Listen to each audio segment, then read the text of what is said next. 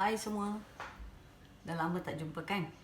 Atas beberapa masalah yang tidak boleh dielakkan, saya tidak dapat menyambung YouTube saya. Saya faham, walaupun tak banyak subscriber, tak banyak viewer, tapi saya akan terus buat untuk meluangkan masa saya dan untuk beberapa orang yang masih kekal nak tengok video saya ni ya. Okey, saya pun sakit lutut sekarang, tetapi saya tengah buat exercise lah. Okey, hari ini simple saja. Saya nak masak sotong dengan menggunakan dakwat sotong tu sendiri ya. Untuk itu saya hanya perlu dalam 5 bahan sahaja. Yang penting sekali adalah sotong. Sotong saya potong panjang-panjang macam ni lah. Tapi terpulang kalau you nak potong bulat ke, nak separuh ke, terpulang masing-masing ya. Okey, dan lagi satu adalah dakwat tu sendiri ya. Tengok dakwatnya diasingkan. Kalau agak hitam sangat tak perlu pakai semua, kita guna separuh ke, ikut kesesuaian dengan masakan nantilah. Okey, lada hidup ya. Ini memang kita pakai lada hidup lah. Lada hidup ni kalau boleh cari yang jenis yang kampung lah. Kalau yang sekarang kan ada yang panjang-panjang, yang besar tu, dia tu macam plastik dan kalau tumbuk dia lebih berair lah, tak berapa sesuai. So ini yang cantik. Saya guna dalam 6 butir ni, dengan saya tambah dengan 3 cili padi. Ini optional ya. Kalau siapa yang tak nak, tak perlulah. Okey, yang lagi satu yang penting adalah bawang merah ni ya. Bawang merah ni yang akan menyedapkan nanti kuahnya. So saya guna dalam 4-5 butir, dengan bawang putih dalam 4 atau 5 yang kecil-kecil aja. Lepas tu yang 2 ni adalah yang kunyit hidup dan halia sedikit lah. Okey, kita sekarang akan tumbuk bahan-bahan ni semua ya. Kita kalau nak kisar pun boleh, tapi kena kisar kasar-kasar. Tapi saya lebih suka tumbuk lah, tumbuk lagi sedap kan. Kalau tak giling lah. Okey, sekarang saya akan tumbuk. Jom kita pergi tumbuk sekarang. Okey, kita mulakan dengan kunyit hidup.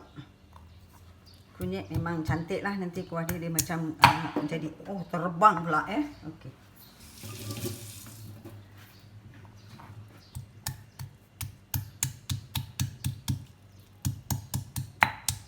Walau kita masak apa pun ya, daripada blender, kalau kita tumbuk atau giling akan memberikan lebih rasa lah, macam mak-mak kita dululah.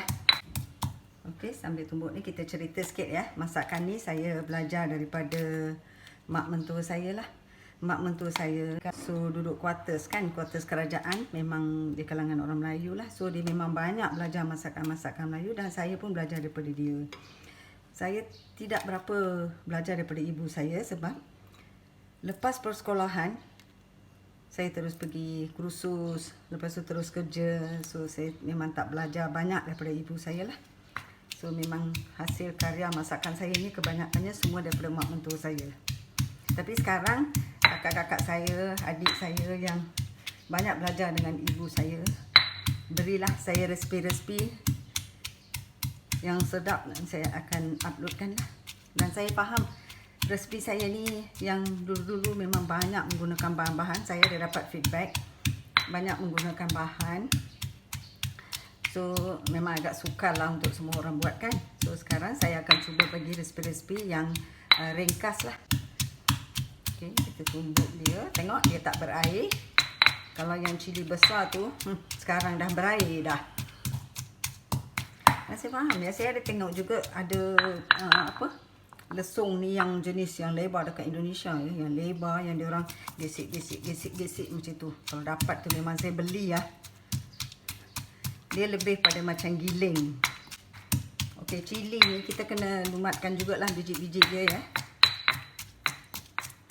Kalau dulu masa saya kecil-kecil kan, kalau bijinya tu tak lumat, walaupun digiling ke apa, dikisar ke, dikatakan dia akan masuk dalam appendix.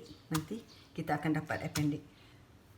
Betul tak betul saya pun tak tahulah. Saya pun asalnya saya pun nurse juga kan, tapi saya tak boleh kaitkan lah dari dia punya fisiologi dia. Tapi mungkin betul juga, kita pun tak tahu kan. So lumatkan aja lah. Sekarang agak lumat ya. Saya akan masukkan halia dengan bawang putih dululah. Saya masukkan 2 yang kecil ni dulu. Dengan bawang putih. Dan bawang ya.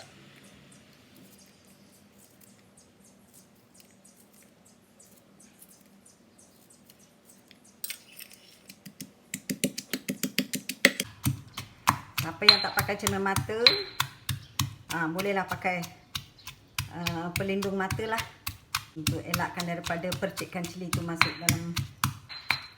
Ni bahan-bahan tumbuk ni biasalah kalau kita buat asam pedas ke, kita masak cili kangkung ke, lebih kurang sama je semua bahan dia. Cara kita ubah sesuaikan cara masakan tu sahaja. Tak payah lumat sangat ya.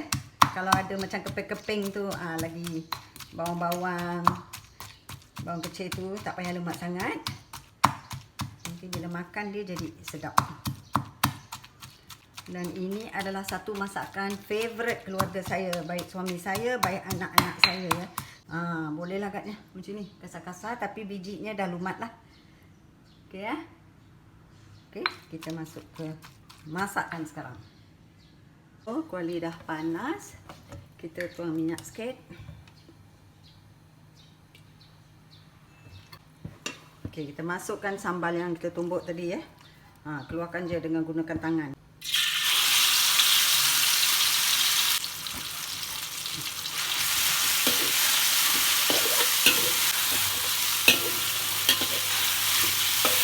Masakkan sotong dengan dakwat ni ya. Jangan letak garam ya. Jangan letak garam dulu sebab dakwat tu memang masin sikit. So kita kena masukkan dakwat tu, lepas tu kita tengok masin dia baru kita tambah kalau perlu. Dah garing kan? Kena tumislah garing-garing macam ni. Lepas tu kita masukkan sotong.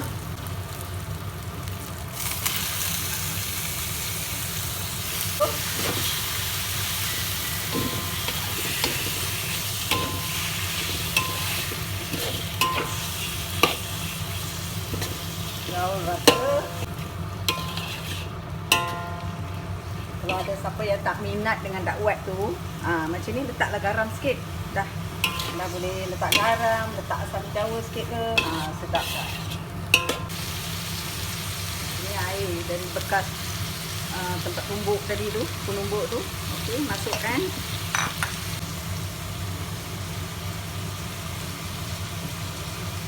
Itu gaulkan, pecahkan dia.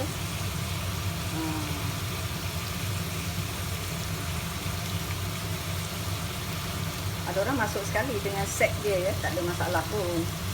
Tapi saya suka buanglah sek dia. Dapatkan dakwat dia je. Okey. Dan kita tuang dia.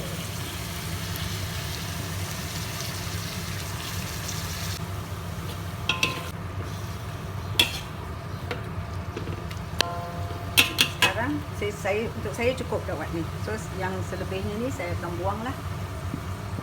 Ya, selebih ni saya buang. Yang sangat penting dalam masakan ni adalah dia kena betul-betul kering. Nanti dah macam bunyi-bunyi meletup tu, itu baru sedap lah. So kita jauhkan sikit kutung sotong supaya tak masak sangat.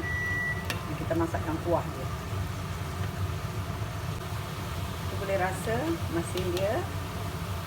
Kalau cukup, kita tambah dengan garam. Saya nak tambah garam sedikit lah. Sedikit je.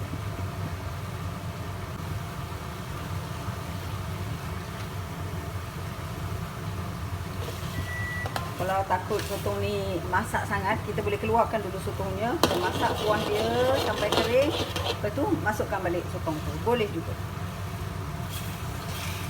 Selalu saya ketepikan sini aja.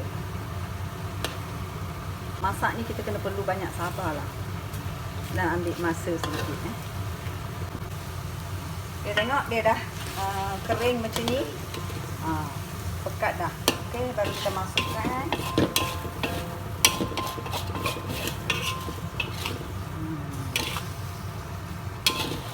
Biar dia sebati dulu. Sekejap.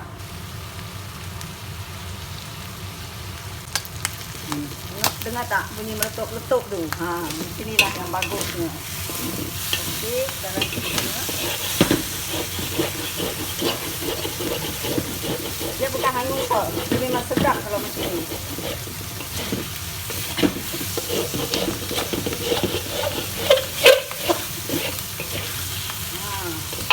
Kita matikan api dan kita gaulkan.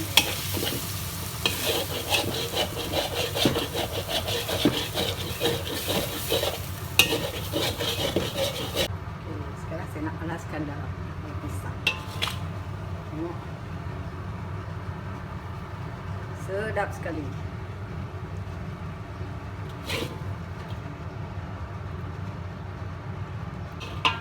Okey, tinggalkan sikit dalam tu. Kita ada nasi semalam. Masukkan sikit.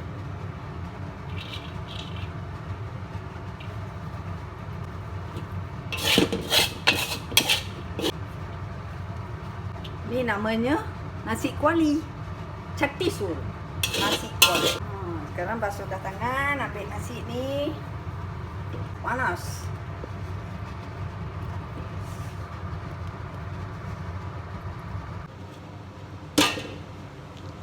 Okey. Chatisur, nasi kuali.